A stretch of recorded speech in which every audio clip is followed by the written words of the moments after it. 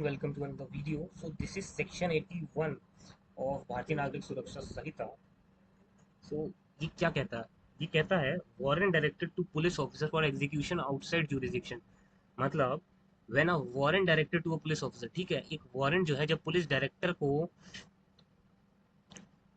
Issue किया गया है पुलिस ऑफिसर टू एग्जीक्यूट करना beyond local jurisdiction of the court issuing the same. जिस कोर्ट ने उस वारंट को इशू किया है, जिस कोर्ट ने उस वारंट को इशू किया है जिस पुलिस ऑफिसर के लिए, उसको वो एग्जीक्यूट करवाना है कहाँ? लोकल जुरिसडिक्शन, उस कोर्ट के बियॉन्ड जिस कोर्ट ने ये इशू किया है. मतलब समझिए, मान लीजिए पटियाला हाउस कोर्ट ने ये वारंट इशू किया है और दिल्ली पुलिस को वारंट देती है कि जाओ मुंबई में पकड़ के लाओ उस आदमी को.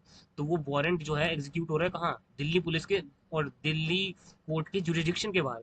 He shall ordinarily take it for endorsement either to an executive magistrate or to a police officer not below the rank of an officer in charge of a police station within the local limits of whose jurisdiction the warrant is to be executed.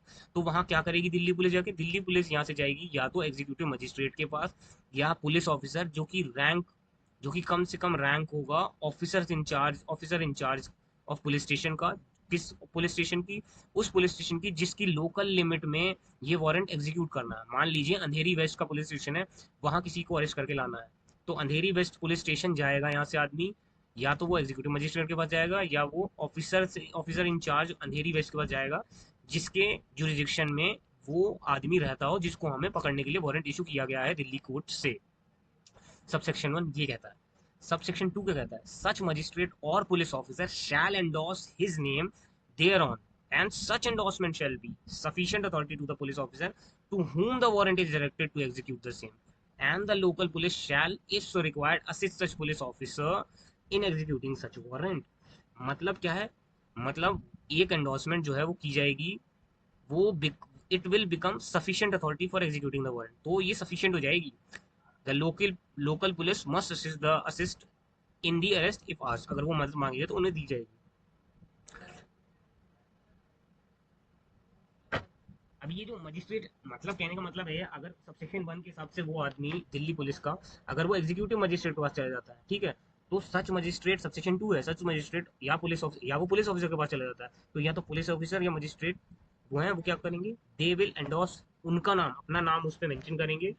And such endorsement, और ये जो endorsement की जा रही है ये sufficient authority होगी police department के लिए कि वो जो आदमी है उसको पकड़ के लाएंगे, उसको पकड़ेंगे, और अगर वो नहीं, और जो ये जो दिल्ली पुलिस से आदमी गया है इसकी भी मदद करेंगे अगर रिक्वायर होती है उनको एग्जीक्यूट करने में वारंट को.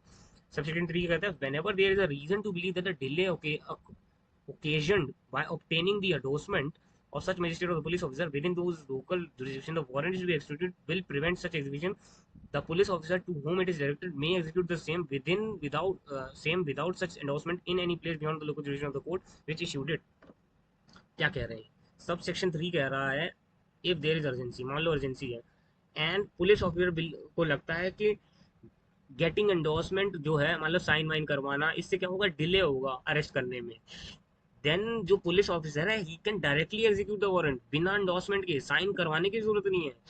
मतलब ये है कि प्रोविजन का मतलब है अर्जेंट सिचुएशन. मान लो अक्यूज को पता चल गया है कि दिल्ली से पुलिस आ गई है वारंट लेके, तो अक्यूज तो भाग जाएगा ना. तो it gives the police officer a discretion to act quickly without going through normal endorsement process. तो ये फायदा है इसका. फॉर एग्जांपल एक वारंट जो है इशू हुआ है लखनऊ से इंस्पेक्टर शर्मा के लिए, लखनऊ पुलिस की. अब एक्यूज जो है वो गुड़गांव हरियाणा में छुपा हुआ है. नॉर्मली जो है इंस्पेक्टर शर्मा को क्या करना होगा? He had to take the warrant to Gurgaon police या गुड़गांव मजिस्ट्रेट के पास ले जाएंगे, एसएचओ के पास, उसके साइन करवाएंगे, देन प्रोसीड करेंगे अरेस्ट. बट अगर मान लो शर्मा जी को पता हो कि एक्यूज भागने वाला है, तो बिना एंडोर्स करवाए भी he can go ahead and arrest without endorsement. बिना एंडोर्समेंट किए वो अरेस्ट कर सकते हैं. अब ये सेक्शन इंपॉर्टेंट क्यों है? ये सेक्शन क्या कह रहा है? ये सेक्शन लीगल कॉपरेशन को दिखाता है स्टेट और डिस्ट्रिक्ट के बीच में.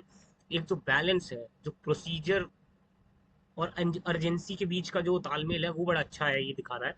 जो ये एनकरेज करता है कोऑर्डिनेशन, बट ये अलाउ भी करता है कि डायरेक्ट एक्शन भी आप ले सकते हैं इमरजेंसी में. ये हेल्प करता है maintaining the efficiency in executing the warrant across India. समझ रहे हो? सेक्शन 81 जो है वो सिंपल बात ये कह रहा है. फॉर एग्जांपल मान लीजिए अमित को अरेस्ट करके लाना है पंजाब से, चलो पंजाब का एग्जांपल ले लेते हैं. तो अमित को अरेस्ट करके लाना है से अमित को अरेस्ट करके लाना है गुजरात से, ठीक है। तो अमित को गुजरात से अरेस्ट करके लाना है दिल्ली पुलिस को, ठीक है। तो दिल्ली पुलिस के लिए एक ऑर्डर लेते इशू कर देते हैं मजिस्ट्रेट साहब यहाँ पे द्वारका कोर्ट से। तो द्वारका कोर्ट से दिल्ली पुलिस का एक आदमी जाता है कहाँ, गुजरात। गुजरात जाके क्या करते हैं, या तो ये मजिस्ट्रेट के पास जाएंगे या पुलिस ऑफिसर उस सर्कल के जो उसके जुरिडिक्शन में पड़ता हो, मान लो सूरत का है कोई एक्यूज, तो उसके पास जाके क्या करेंगे, ये एंडोर्समेंट लेंगे, उनके साइन लेंगे और जाके अरेस्ट करेंगे इस आदमी को। अब मान लो उनको पता चल गया है कि एक्यूज को पता चल गया है कि कि हम आ रहे हैं वहां पे, दिल्ली पुलिस के आदमी आ रहे हैं उसको अरेस्ट करने के लिए, उसको पता चल गया तो वो भागने की फिराक में है। तो अब क्या होगा, तो अब यहाँ पे यहाँ जो सबसेक्शन 3 है ना, यहाँ इनको पावर दे रखी है कि अरे भाई साइन वाइन बाद में करवाएंगे, उसको पहले पकड़ो कहीं वो और कहीं ना भाग जाए, समझ रहे हो। So this is just a procedural thing, it is not important to follow it always, but there has to be some urgency or emergency. So that is why it is mentioned. Everything which is written in these law, in these books, in these rules, these are all type of theory, all type of logical things which one can think that this might may arise, this may arise. So whoever wrote these books, whoever try to everything, every possibility which he may have thought that this may arise. So he have tried to accumulate all the possibilities in these books. So that is why these law books, Bayer Acts, these are very lengthy books. So that is why we have to focus on each sentence, each word, each sentence, why it is being used here and there. So that is why it is very important to understand how do you cope up with the lengthy judgments and lengthy books. So it is very important to have a practice to understand and try to read these Bayer Acts. So personally I have always tried to read Bayer Acts, even though I didn't understand in the beginning. But slightly when you start getting used to with these words, when these words come often and passes through your eyes daily, regularly, that is why they say that you should read judgments, use live law. I know live law is paid, but there are court kachari, SCC, Supreme Court also uses this. They give you free summarized judgments. So you have all these things in the world. It's just you have to take the action. So you should read enough to understand what is there written in the books, and you can summarize in your own words. So this is the key to understand the Bayer Acts. That is how I have learned these things. I mean, maybe that may also work for you.